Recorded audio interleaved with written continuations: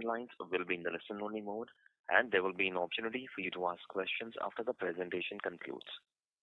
Should you need assistance during this conference call, please signal an operator by pressing star, then zero on your touchtone phone. Please note that this conference is being recorded. I now hand the conference over to Mr. Sandeep Thomas Mathew, Head Investor Relations, for his opening remarks. Thank you, and over to you, sir. Yeah, good morning, everyone, and welcome to our Q1FY25 earnings call. Along with me, I have Mr. Amit Jain, our Global CEO, Mr. Bahadur Dastoor, our CFO, and SGA, our IR advisors. We will start the call with the key operational highlights for the quarter and industry outlook by Amit, followed by financial highlights by Mr. Bahadur, post which we will open for Q&A. Thank you, and over to you, Amit. Thanks, Sandeep, and a warm welcome to all the participants on this call. I would like to begin with a quick update on our business operations and outlook for solar industries. Beginning with our order book, we have started off the first quarter of this financial year on a strong note with rupees 2,170 crores of new orders, building on the order booking momentum in FY24, where we closed the full year at approximately rupees 6,023 crores of orders inflow. Q1 order inflow was a mix of international and domestic orders. We were able to achieve a strong breakthrough in the rapidly growing South African solar market with two turnkey project wins totaling $140 million. First was a 140 megawatt DC project for Amia Power, which is one of our customers with a long-standing relationship, and the second was a 80 megawatt AC project with the Energy Group. As we have reiterated in the past, we only judiciously pursue international projects which meet our risk-reward matrices, and these order wins are in keeping with the same philosophy. The pickup in international ordering activity seen in the recent quarters in select international markets like Africa and Europe is a culmination of our effort over the past few years, and we are happy to finally see it paying off.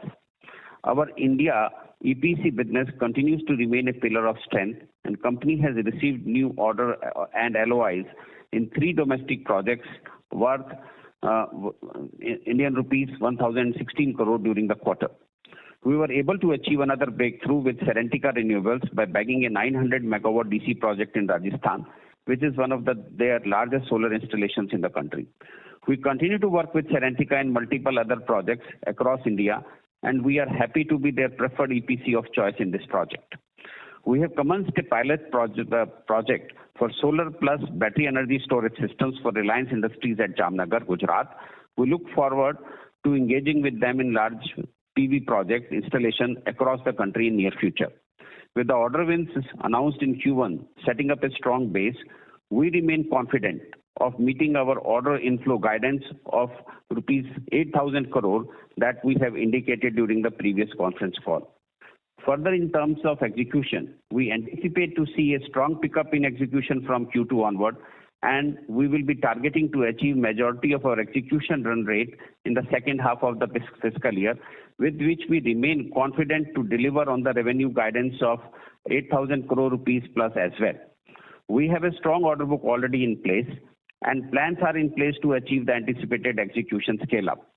Our unexecuted order book currently stands at rupees 9,396 crores, with approximately 71% constituting domestic orders. While the share of domestic order has declined this quarter due to higher inflow of international orders, we remain confident of domestic order inflow in the forthcoming quarters, picking up especially as PSU order inflow activity was muted in Q1.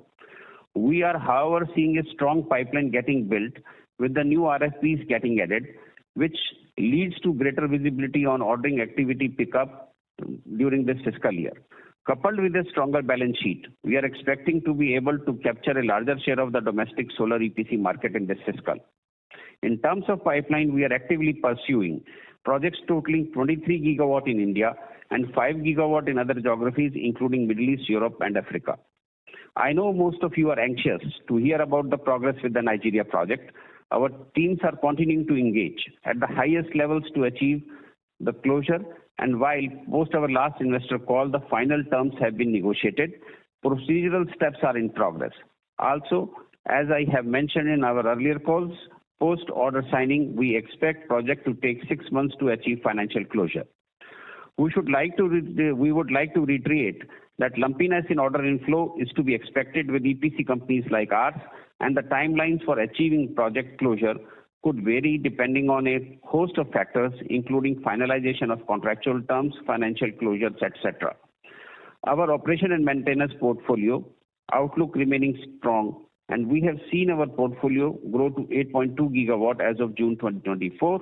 The benefit of a large portfolio is expected to bear fruit in the coming quarters as our EPC pipeline will continue to feed a large portfolio of O&M projects over the next 12 to 18 months. Now moving to industry outlook. India remains our single largest focus market at the moment. The government's renewable energy push is driving up auctions, which continues to create a strong pipeline.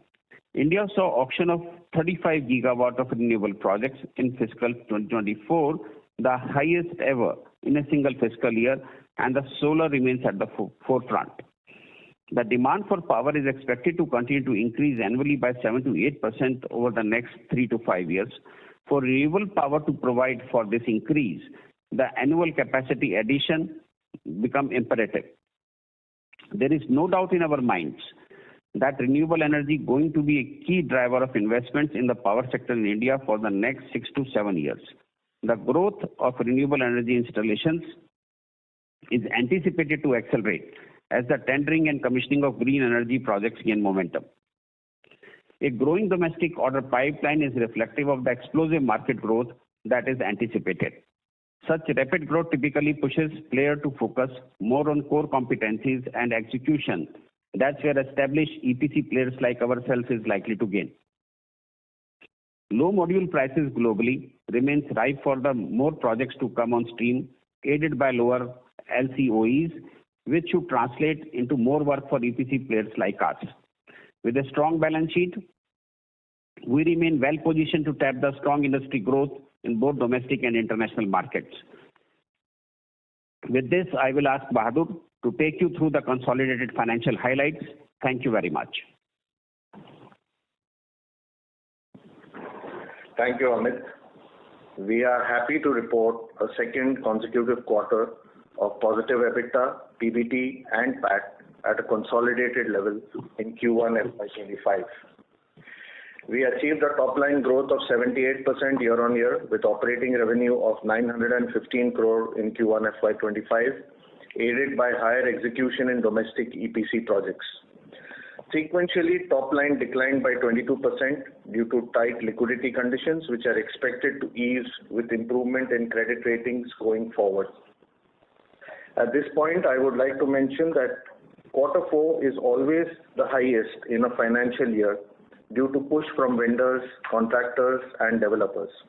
So it would be incorrect to look for sequential growth in a Q1 as compared to a previous year's Q4. As Amit highlighted earlier, our order book continues to grow rapidly, providing higher revenue run rate visibility for the forthcoming quarter. With anticipated ease of liquidity challenges, we still hope to be able to meet our annual revenue guidance, which implies a lot of execution pace pickup, which will be seen in the second half of this fiscal. On the margins front, our reported gross margin was 11% in Q1. We believe our gross margin will hover in the 10% range as seen in the domestic EPC margins for the quarter. Our O&M gross margins were enhanced due to one-off income of 3 crores due to backdated revenue receipts and provision reversals. It is worth noting that in few of the previous quarters, we had taken a conservative stance on accounting for the O&M costs, but not revenue, and had guided that we will be able to bill backdated revenue, which was seen in this quarter. Recurring O&M margin was 23% in the first quarter and has begun to trend towards more steady state margins compared to FY24 margin of 16.7%. On the overheads front, we have continued to make further progress as seen in the lower quarterly run rate. We do believe bulk of the optimizations we had planned have been incorporated. Reported Q1 EBITDA was 37 crores at a 4% EBITDA margin compared to a full year FY24 EBITDA of 54 crores. reported Q1 PAT of 5 crores, while significantly higher both year-on-year as well as quarter-on-quarter, remains impacted by a non-cash deferred tax asset charge in this quarter of approximately 10 crores, as was the case in Q4 due to standalone profitability. Now coming to the balance sheet, our net borrowing has declined sequentially by about 19 crores, and therefore our net debt stands at 97 crore as at June 2024. We do not have any debt repayment till Q3FY25, and we believe indemnity payments due by November 24 are largely likely to take care of repayments in FY25. With this, we can now open the floor to questions and answers. Thank you very much. We will now begin the question and answer session. Anyone who wishes to ask a question may press star and one on their touchtone telephone. If you wish to remove yourself from the question queue, you may press star and two. Participants are requested to use handsets while asking a question.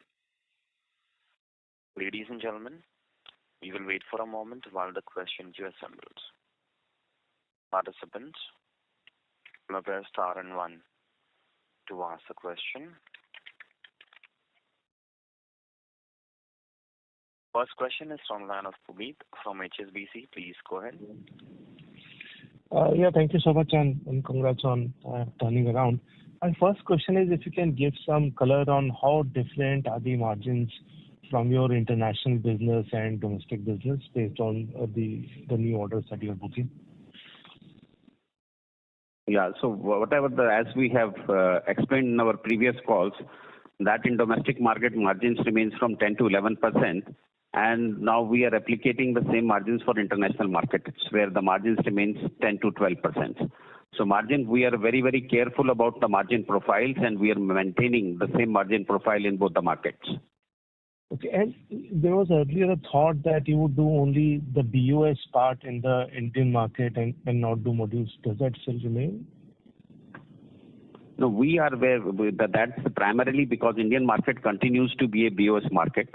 But wherever we have taken a couple of projects in domestic market with modules, but we are taking extreme cautions with Indian projects. We are choosing only Indian module manufacturers, where we have the long-standing relationships and they never renege on their contracts.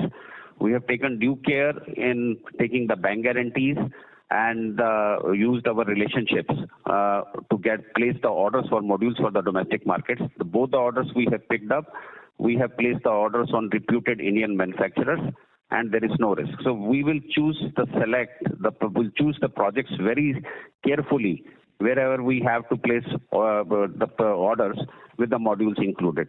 As far as the international projects are concerned, we are very, very choosy and passing on the risk to our customers. And we are also taking precautions, as we have explained in our past calls, that we are taking very higher amount of bank guarantees to the tune of 15% from the module manufacturers. And we are choosing a make of 3 manufacturers minimum for every project. So there is no execution or price risk remains on the project. Okay, and you're still saying that despite taking, the module-linked orders for international businesses, you will still have a 10 to 12% margin. On India, without the modules, you will have 10 to 12% gross margin. That's absolutely correct. The margin profile of the projects will not change. Just that the value of the project per megawatt will change wherever the modules are included. The values per megawatt will be much higher as compared to the BOS projects. Understood. And secondly, if you can comment on how big is the RIL's pilot project and what are you hearing from them in terms of? So it is like, I would like to say it's a reasonable size project with a good value. And we expect to complete this project within this fiscal year. And we are using multiple technologies.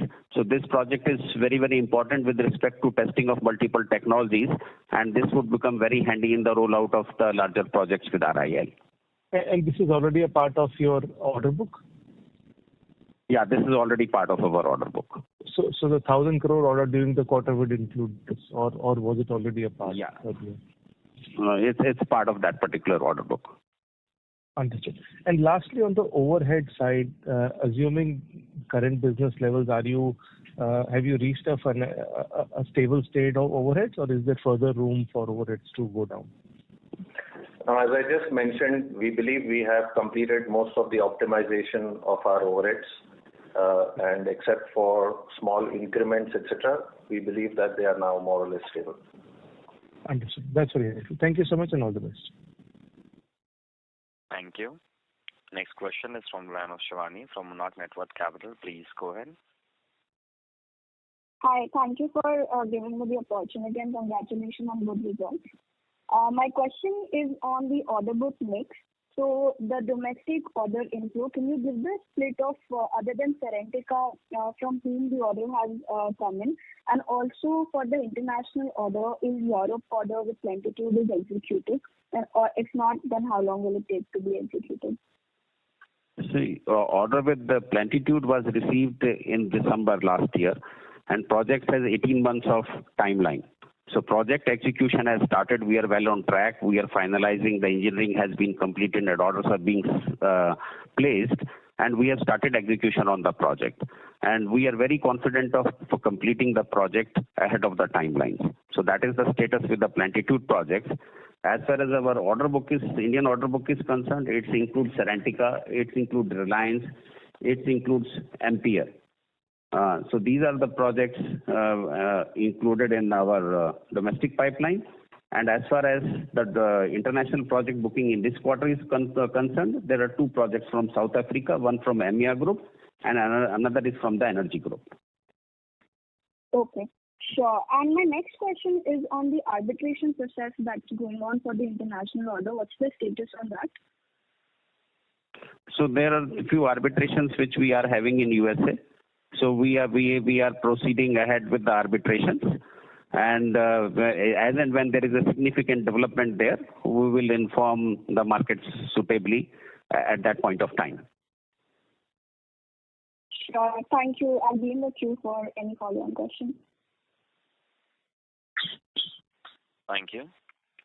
Next question is from the line of Harsh from Nepean Capital. Please go ahead. Yeah, hi, good morning. Thanks for the opportunity. So I just had two questions. Firstly, on the opportunity on the Reliance project that we have done, what is the future outlook and the opportunity size of that segment? And secondly, we've seen a very significant margin jump in our O&M portfolio. So is it like a one-off or how is that placed? Just two questions from my end. Thank you. So first of all, with respect to Reliance, to start with, it's a pilot project, as we have stated, and teams are continuously engaged with Reliance on rollout of mega projects in various regions in the country. As you know, the plans are in public domain, and it's moving faster. Teams are engaged at much broader level, and we have specially created a particular SBU for Reliance. So we are hopeful that the mega project rollout will start soon, and teams are fully involved into the discussions, and we will be at the forefront of the execution. Thank you. And Bahadur will take answer on O&M margins. Yeah, as I have mentioned in my speech, there is a one-off income of 3 crores due to backdated revenue receipts and provision reversals. Were that not to be included, the O&M margins would be close to 24%, which is close now to our steady-state O&M margins. Thank you. And just lastly, a bookkeeping question. You mentioned the South African project. What was the size of the project? I missed that. If you can just repeat that. Thank you. One is 140 megawatt, and second one is 80 megawatt project. 140 and 80 megawatt. Thanks a lot. Thank you. That's all from my end. Thank you. Thank you. Next question is from the line of Rohit from Aditya Birla Sun Life. Please go ahead. Thank you for this opportunity. So my first question is more to do with the credit limits, non-fund-based limits and fund-based limits. What is the negotiation with the bankers? Where are we at this point in time? Are they like unfrozen?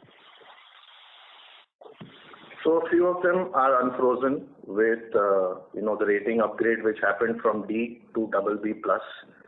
Post these results, we will be pushing for a higher upgrade into the investment grade, which gives us the confidence for unfreezing of the rest of the limits. among the non-fund based limits, what is the current level and how much is it utilized at this point in time? The total non-fund limits are between 5,500 to 6,000 crores, and roughly 3,800 to 4,000 crores stand utilized. Thank you. That's it from my side. Thank you. Next question is from the line of Kunal Shah from Ram Capital Advisors. Please go ahead. Yeah, hi sir. Am I audible? Yes, you are. Thank you. Yeah. So, sir, one is on this revenue guidance for F25. I think we are holding on to the 8,000 crore mark, right? 8,000 plus. Now, just could you guide, how it would be phased over the next 3 quarters? So, would one assume that, the second half would do something like a 6,000 crore sort of a revenue? You are right that revenue execution pace will pick up from Q2. We remain very, very confident about the revenue guidance we have given. As you know, Q1 is always muted in the EPC industry, and there is no surprise in that. So revenue pace will pick up significantly from Q2 onwards, and the second half will be very, very strong, with the Q4 being the strongest. Understood. So, but, in terms of sort of factoring in this, would there be an assumption of a rating upgrade that we are expecting now? Because let's say if there is some delay, could there be a spillover? I'm just trying to understand, could there be a delay in terms of the execution of the order backlog just because of the liquidity conditions? So we are trying to take various other steps. While the effort is obviously on for a further rating upgrade, as I have just mentioned, we are also looking at other contingencies to make sure business does not suffer. Okay, understood. And in terms of just from an order backlog execution timelines, could you guide if you are sort of is everything on track, or could there be some delay in terms of commissioning of those projects? Because that we don't see any. Yeah, so you are right. We don't foresee any delay in execution of any project. We are delivering projects ahead of time, and we are always meeting our customer expectations. So we are very, very confident, and all the projects will be delivered as per the contractual schedules. We don't foresee any delay in any of our projects. Understood. Thanks. And one last bit on this Nigeria project. So now, with the US elections around the corner, so now, any guidance on that particular project and whether it can be delayed post the elections now? Because, the same might be perceived as a bit risky because on the order finalization, especially because of a potential regime change. So, there becomes a lot of ifs and buts over there. So could you just guide on this particular one? Yeah, I will guide on that. First of all, post our last call, contract terms and conditions have been finalized, and we are in the last leg of approval. So that is happening, and which is very, very positive. And there are multiple positive developments which has taken place, and we cannot share everything on this call. So, but project is moving on right track, and we expect it to close very soon. Secondly, with respect to the regime change, there is no impact on the project financial closure with respect to the regime change in USA. The Exim Bank board remains in place. Exim Bank of USA has already, this project exists in their list, and it's an approved project.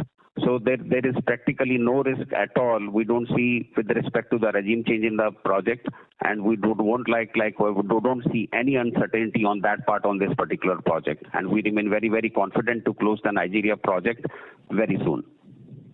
Understood. Thanks. This is helpful. I'll join back the queue. Thanks and all the best. Thank you. Next question is from the line of Amish Kanani from JM Financial Capital. Please go ahead. Yeah, hi sir. Sir, can you give us some sense of, what is the average execution timeline of our order book? Because now, with international order, maybe there are some longer order. As we understand, some project will have 6 to 9 months, whereas some project might have a 18-month project timeline. So if you can give us some, range of execution, or, break up your order book, which is, say, more than 1 year and less than 1 year, that will be helpful within domestic and international, sir. Yeah. So let me start with domestic. The larger PSU project, which are in excess of 1 gigawatt, has a typical execution timeline of 18 months. And the IPP projects in India, typically over 200 megawatts, have a timeline of 10 to 14 months. So this depends upon the execution targets given by the client. It can vary from 10 to 14 months. PSU projects remain from 15 to 18 months. That's the typical range. International projects also remain within the 15 to 18 months completion targets. So none of our projects exceed the completion time of 18 months up to 1.5 gigawatt. And the minimum timeline for execution of project is 6 to 8 months for the smaller size projects. So this is the typical timelines on which we operate, and this is the typical cycle for revenue conversion as well. Okay. But it all depends upon the size of the project and the completion targets given by the client. Sure, sir. So in that context, sir, is it possible our current order book as of first quarter end, how much is more than 1 year and how much is less than 1 year? Is it possible? Or average? Can we take your average execution timeline right now as 15 months, sir, to simplify the things? Average execution timelines you can take between 12 to 15 months. Between 12 to 15 months. Okay, and both domestic and international flavor is similar, or international will be slightly longer than domestic? International is slightly longer.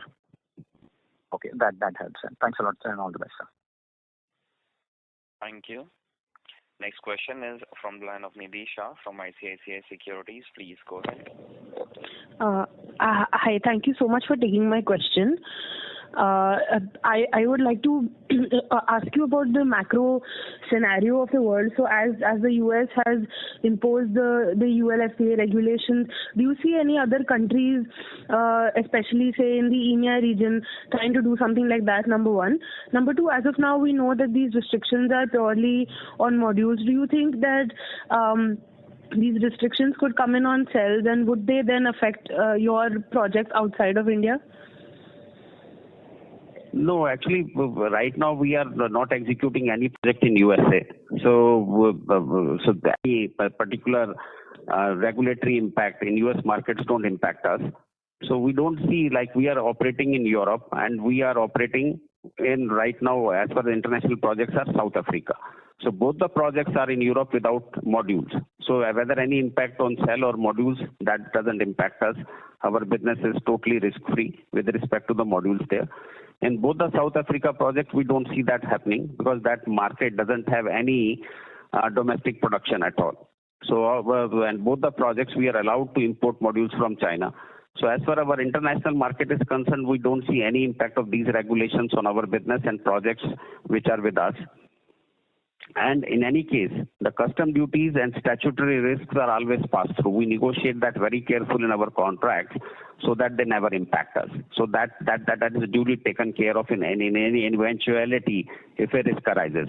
So we are completely safe from all those exigencies. All right. Thank you so much. Thank you.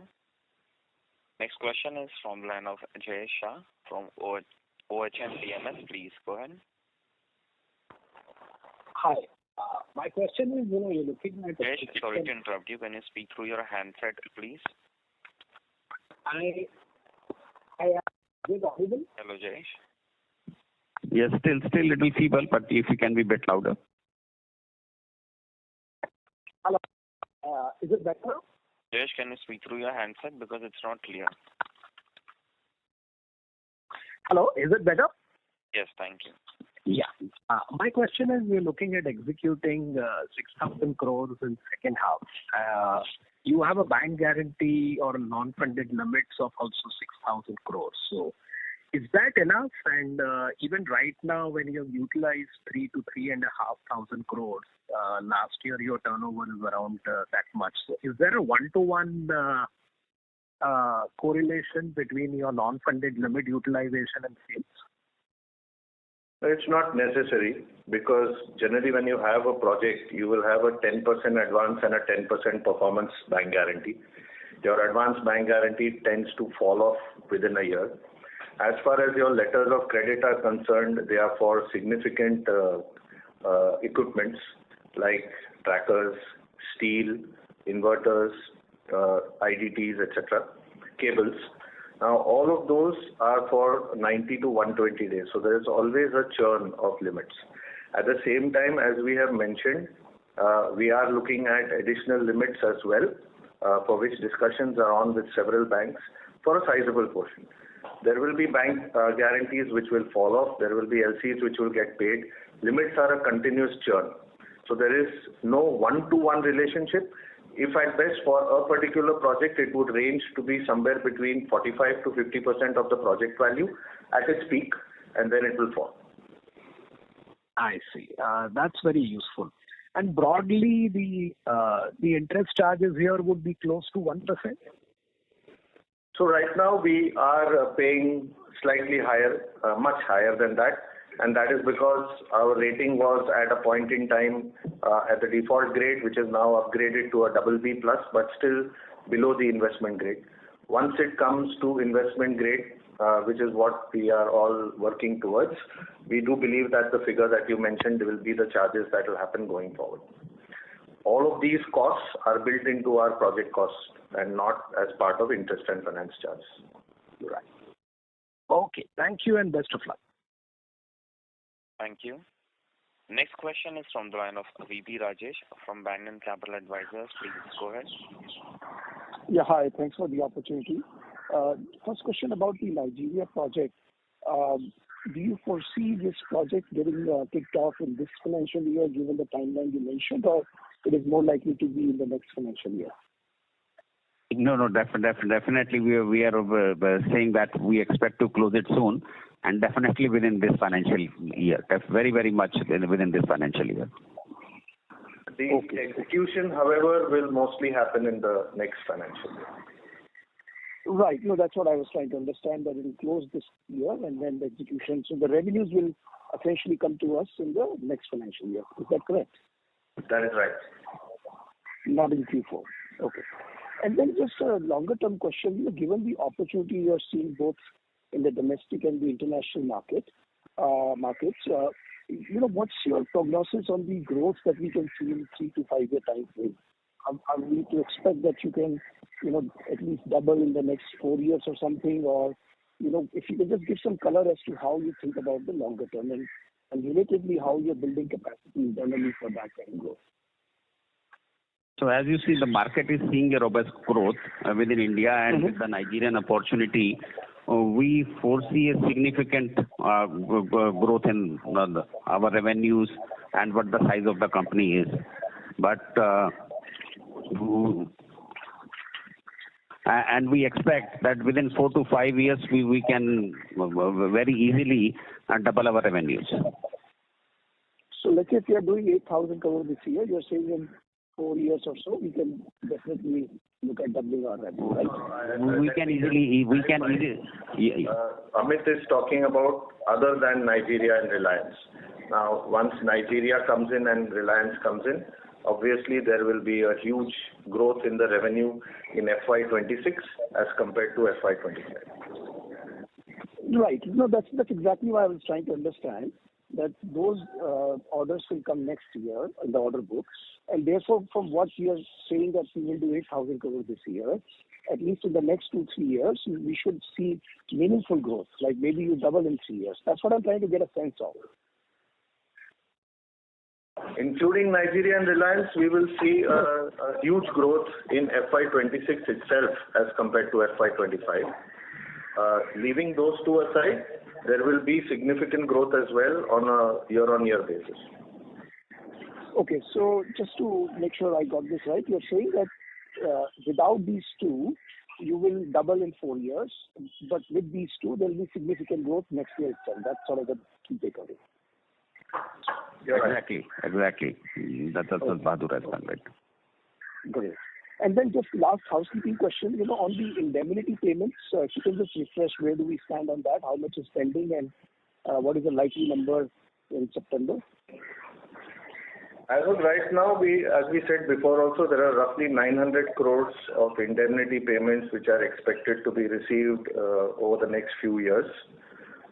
We believe that we should be having a number in a certain range of about 200 to 220 crores have already crystallized, and something more might crystallize from now till that point in time. However, we have to remember that roughly in December last year, there was a reverse indemnity in essence, the company received money for an item where the company had already claimed from the promoters. So we have to pay back about 135 crores. So the differential is what is the present crystallized value. It may go up slightly from now till November when the indemnity claims will finally be calculated. As we said, we expect that the interest on the term debt, the term debt payments in the second half will be largely met out of the indemnity payments. Okay, so the indemnity payment that you're expecting is roughly 130-40 crores, and the rest will be coming to us over the following years, right? That's the way to understand it? Roughly in that range, yes. Yeah, okay. All right. Thank you so much and all the best. Thank you. Next question is from the line of Abhishek Datta from Anand Rathi Shares and Stocks. Please go ahead. Hello, sir. Just wanted to understand, can you just update us on Reliance overall renewable energy targets of 100 gigawatt? How, in your interaction with the company, how does it split between solar and other renewable energy sources? Yeah. So as you know, the Reliance have the huge rollout plans, and we have already started the pilot project with them. We are engaged in discussions with them for mega rollouts in multiple geographies across India, and that discussions are taking place. But at this point of time, we expect the rollout to happen soon. But at this point of time, we are not in a position to share more than this. But it will be a mix of solar and battery storage and other renewable sources, or what? Yeah. It can be mix of all the projects, but solar will be the majority portion. That's what we expect.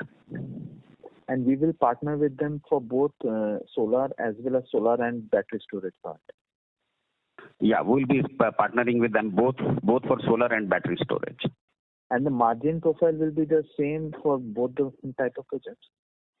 Yeah, we expect the margin profile to be the same as which is the as per the market for the projects of similar size and nature. And when you say that Nigerian, the final contours have been finalized for the Nigerian project, what is the final contract value, and has there been any change in the contract term value because of fall in module prices? No, there is no change in the contract value, and all terms and conditions and values which we have been indicating to the market remain same. And can you just refresh us, it was quoted as $1.5 to $2 billion, that is the range which you're talking about? Yeah, you are right, that's the range. And any further update on beyond phase 1, because it was earlier quoted as $10 billion opportunity. So have you heard anything more from them?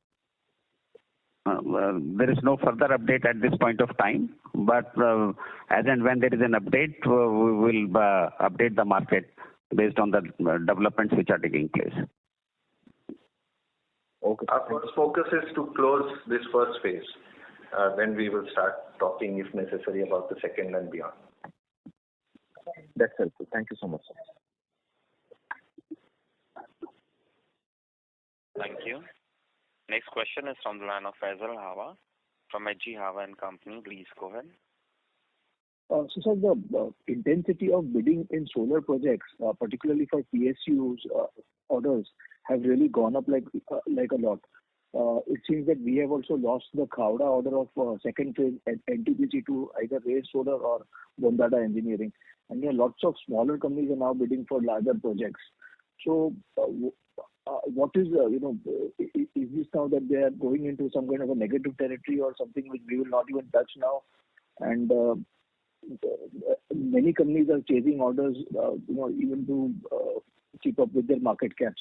So, will it necessarily mean that even now the Reliance order also will be negotiated on terms, which are on par with these kind of, bidding? So, thanks, Mr. Hawa, for your question. So I would like to start by saying the market size is pretty huge. So this year, the addressable market, which we are considering for domestic sector, is more than 23 gigawatt, including some of the mega projects coming from PSUs.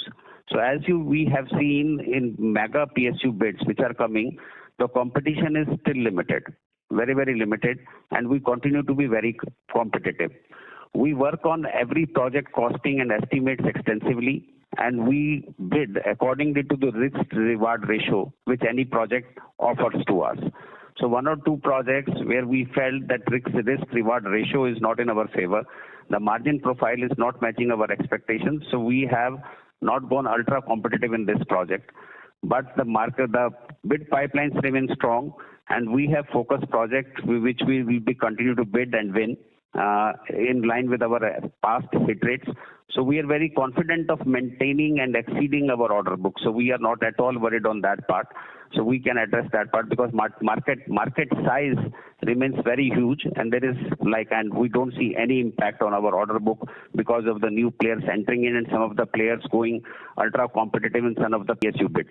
Having said that, Q1 was very muted with respect to public sector bids, and I see the high intensity activity picking up in coming quarters. The Q2 and Q3 will see closures of multiple PSU bids where we'll see us also succeeding in those bids. So that's what I like to add at this point of time. And sir, what would be the revenue that you would have lost in the first quarter owing to not having enough BGs? No, we have not lost any revenue. As you know, as Bahadur has already stated that Q1 always remain muted. And we have not lost any revenue at all. We remain as within our plan to achieve 8,000 crore of revenue in this financial year. In fact, it is 78% higher than the same quarter last year, Mr. Hawa. Okay. And sir, even if it doesn't, concern us directly, but the promoters continuously pledging shares and also reducing stakes at various points of time in the quarter causes a lot of disturbance. It's not only existing shareholders but new shareholders as well. So, I mean, can they give any kind of statement, saying what their strategy is? Because this is one of the few companies which is having 3 promoters. So that itself is something very rare. And then the promoter continuously selling, pledging, and at least 2 sets of promoters doing that. I mean, even though it doesn't concern you directly, there needs to be some statement from them regarding this. So, Mr. Hawa, your concern is well noted. Unfortunately, we as a company cannot comment on what the promoter chooses to do with his stake for whatever purposes. We will, however, pass on this message to them appropriately. And if they choose to come out with a statement, we will leave it to their decision. Thank you, Lord. Thank you very much. Next question is from the line of H.S. Lakhani from Unifi Capital. Please go ahead. Yeah, hi. Could you please explain me the reversal of the indemnity? I haven't understood that. All right. In the past, in the very first year, there was a certain amount of liquidated damages, etc., which we had claimed from the promoters. Subsequently, in December of last year, we managed to win an arbitration against a vendor in which those indemnities were reimbursed back to us. Now, obviously, we cannot profit twice. So since we had already claimed it from the promoter, it remains with the company to be set off against the indemnity claim, which we will now raise in September 24. So while there is a gross amount of roughly 200 plus crores, as I mentioned, of indemnity, it will have a negative on account of this, which we had already claimed before. Have I answered your question? Yes. The only, claim that I remember that you have received is from Jinka. That is the one. Okay. So you're saying 135 crore of reversal is pertaining to the apportioned Jinka portion, and the rest that they had given were for other orders. Yes. So till today, in the very first year, they gave somewhere about 90 odd crores. In the second year, it was 400 odd crores. And the company had to bear the first 300 crores. So all in all, you can say close to 800 crores of indemnity items have been settled from the beginning till date. And out of this, 137 is a kind of double dip, which will have to be reimbursed back in this coming indemnity calculation. Okay, and in this coming indemnity calculation, which I think sets forth in October or the likes, Yes. is there anything that has to be claimed from them, or is this just the reversal of 135 is the number as of I date? already mentioned that as of right now, the number on a gross basis stands somewhere around 220 crores. We have roughly 135 crores of reversal. The net is the amount that we presently stand as crystallized and claimable. The amount may go up depending on further crystallizations from now till September 30th. Got it. So is it fair to understand that you mentioned the 220 crores, so 220 crores less 135, that's the difference that you will be receiving from them? As of today. Got it. Perfect. The other one is that, in our international business, barring what you mentioned where BG has been taken to 15% and you have implemented more vendors from a replacement standpoint as a part of the contracts, are there any other cladding that you have done so that, episodes from the past do not repeat themselves? No, but actually enough safeguards have been taken and we don't expect any repeat from the past. We have chosen a mix of the modules. So we are allowed to use for the multiple suppliers, and the MSA's terms and conditions are also very, very tough. So it is not very easy to renege on those contracts. So it's a pre-approved mix of 3 module suppliers, all tier 1, whom we can go to if somebody chooses to renege on. We have sufficient amount of bank guarantees from the module suppliers to cover ourselves, and as such the module capacity across the world are very, very stable. So even despite considering that, though there is no risk perceived based on market condition, but enough care has been taken with respect to bank guarantees, pre-approved list of module manufacturers. So that is in place to address the risk, and we have already finalized the MSAs for the contracts we have got. So there is no uncertainty remains on that particular front. Okay. The other one was pertaining to Nigeria. So I think in your opening remarks you mentioned that as the orders get closed, there's 6 months of time that you are budgeting for financial closure.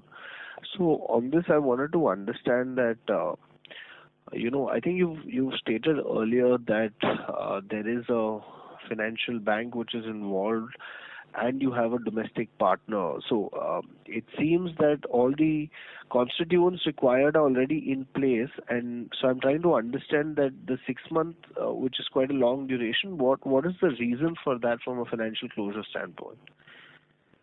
This project is funded by Exim Bank of USA, and it's and the US government approvals which are involved.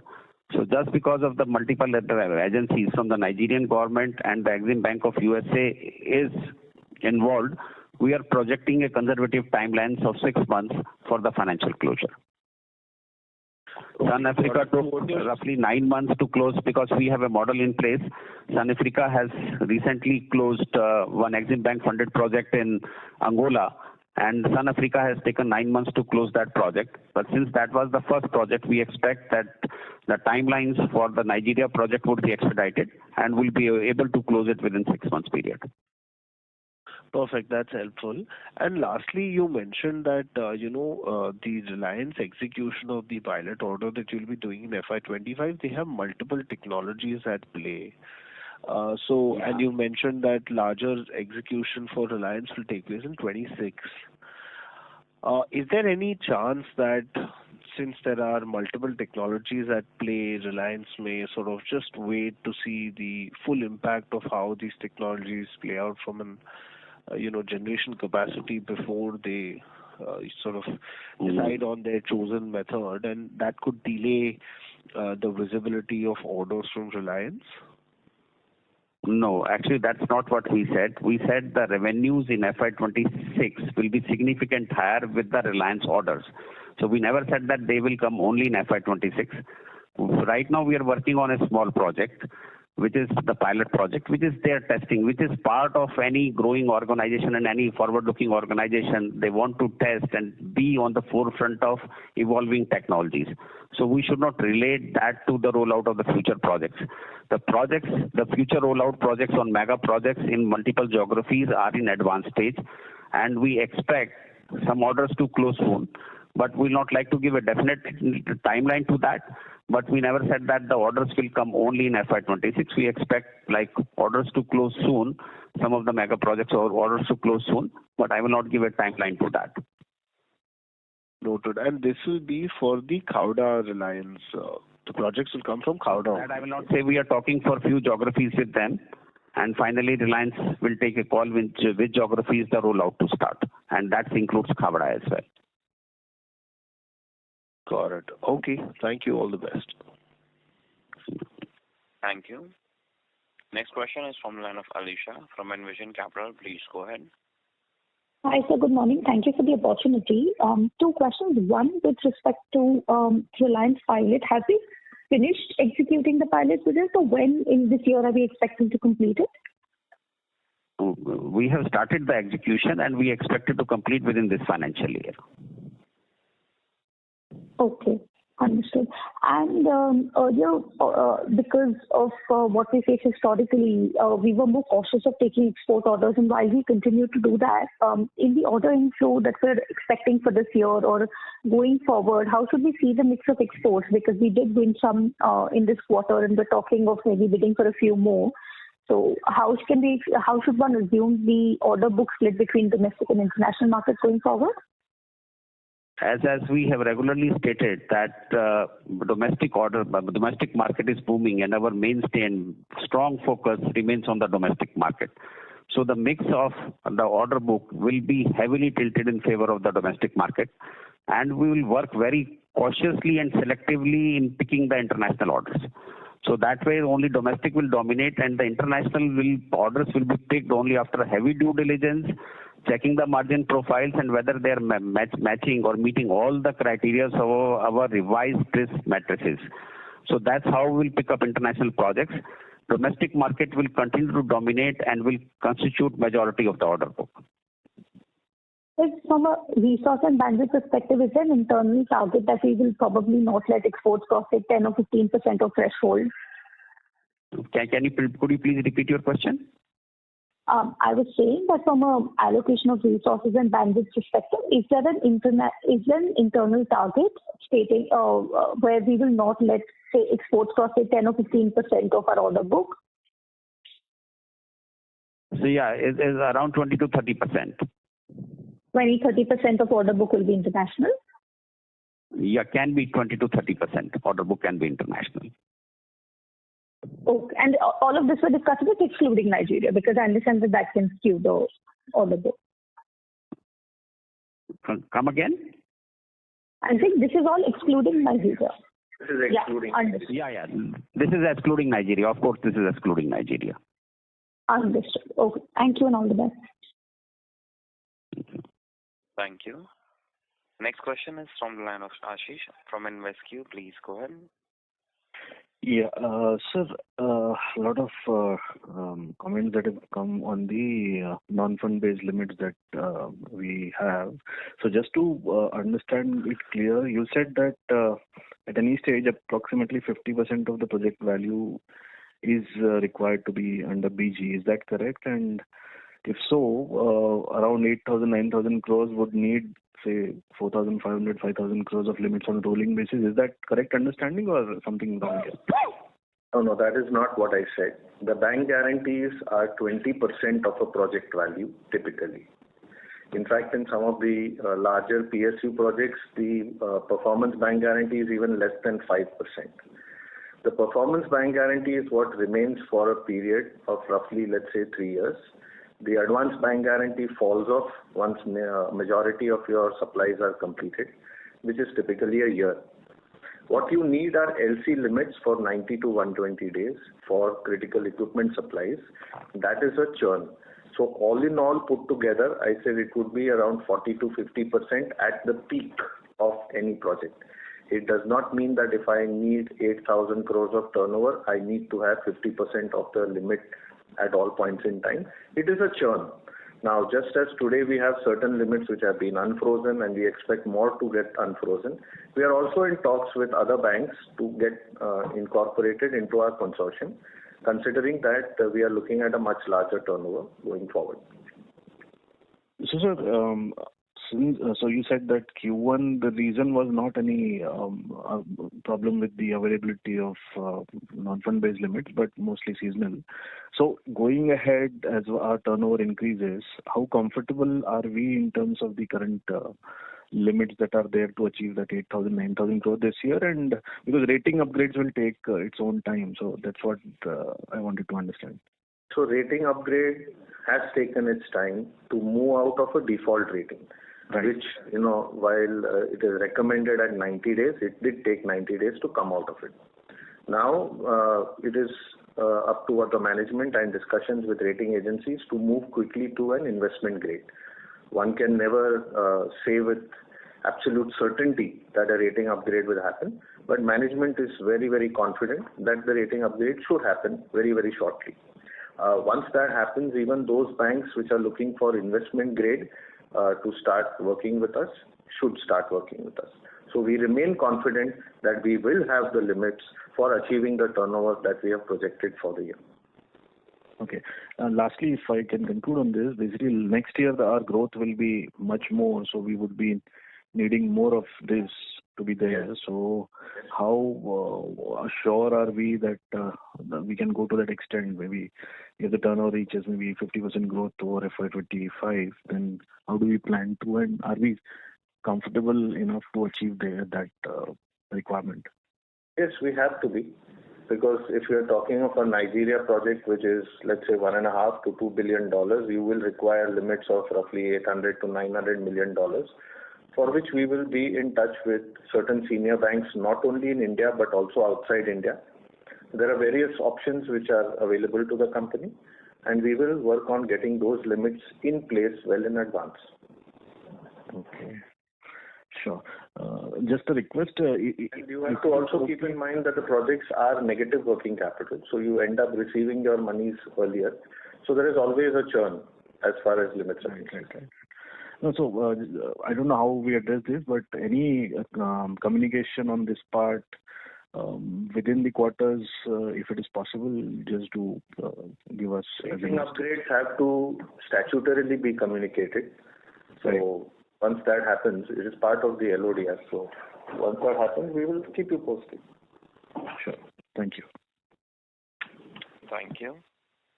Next question is from the line of Darshil Pandya from Finterest Capital. Please go ahead. Hello. Am I audible? Yes. Can you speak a little louder? Am I audible now? Yes. Thank you. Yeah, hi. Thank you for the opportunity. Sir, what would be the interest cost for this year? The interest cost will be significantly lower than what it was in the previous year. It should be in the region of about 50-55 crores, all in put together. Okay. And sir, can you comment on this deferred tax charge? Can you please throw some light of what measures also we are taking on to use this? Deferred tax was created in the past for losses, both business losses and unabsorbed depreciation. However, it was not created on all the losses. It was created up to a point in time, and then management decided not to create any more. A lot of the deferred tax was utilized in the previous year. As of the June quarter, we have utilized about 10 crores. We still have another 30 crores of deferred tax which will get utilized. And that is why the effective rate of tax of the company is fallen, because we have a tax shelter. Not the entire tax shelter has a deferred tax created against it. There is only about 30 crores more which would need to be provided. It is a non-cash item. It is a reversal of an accounting entry which was done in the past. Okay. All right. And so just a request from, I guess, majority of the analysts and the shareholders, if you can, put up announcements for any orders that you have received during the quarter. It's like, we are getting an update only after a quarter. So might be helpful for many of you who are, understanding the company. it would be a good, I guess, choice to put up this once the company receives the order or something. Yeah. We take that feedback positively, and in future, going forward, we'll do that. Thank you so much, sir. Much appreciated. All the best. Thank you very much. Ladies and gentlemen, due to time constraint, that will be the last question. I'll now hand the conference over to Mr. Amit Jain for closing comments. Yeah, I would like to thank everybody for joining the call. And I would like to make the closing remark that with the two back-to-back quarters, PAT positive quarters, we remain upbeat about the growth prospects of the company. And I take this opportunity to reiterate our guidance both on order book and revenues. We are positively going to meet both the guidance as respect to order book and revenue of 8,000 crore plus within this financial years. With this, I would like to close the call, and you kindly get in touch with Sandeep Thomas Matthew or Strategic Growth Advisors, our investor relation advisors. Thank you once again, and have a great day. Thank you. Thank you very much. On behalf of Sterling and Wilson Renewable Energy Limited, that concludes this conference. Thank you for joining us, and you may now disconnect your lines. Thank you.